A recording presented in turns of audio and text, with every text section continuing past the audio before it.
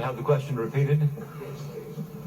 Governor Reagan, during the past 4 years, the Consumer Price Index has risen from 4.8% to currently over 12%. And perhaps more significantly, the nation's broader underlying rate of inflation has gone up from 7 to 9%. Now, a part of that has been due to external factors beyond U.S. control, and notably the more than doubling of OPEC oil prices last year.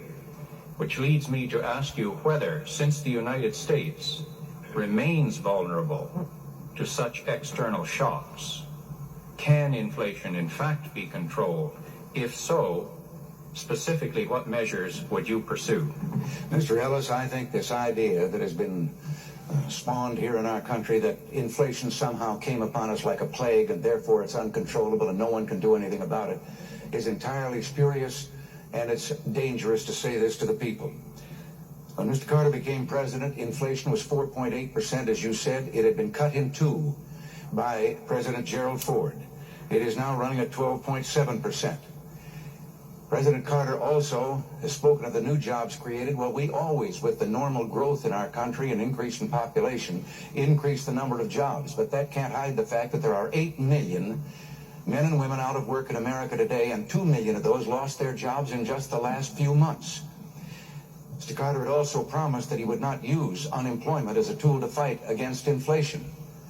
And yet his 1980 economic message stated that we would reduce productivity and gross national product and increase unemployment in order to get a handle on inflation, because in January, at the beginning of the year, it was more than 18%.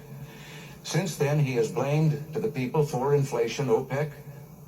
He's blamed the Federal Reserve System. He has blamed the lack of productivity of the American people. He has then accused the people of living too well, and that we must share in scarcity, we must sacrifice and get used to doing with less. We don't have inflation because the people are living too well. We have inflation because the government is living too well. And the last statement, just a few days ago, was a speech to the effect that we have inflation because government revenues have not kept pace with government spending. I see my time is running out here. I'll have to get this down very fast.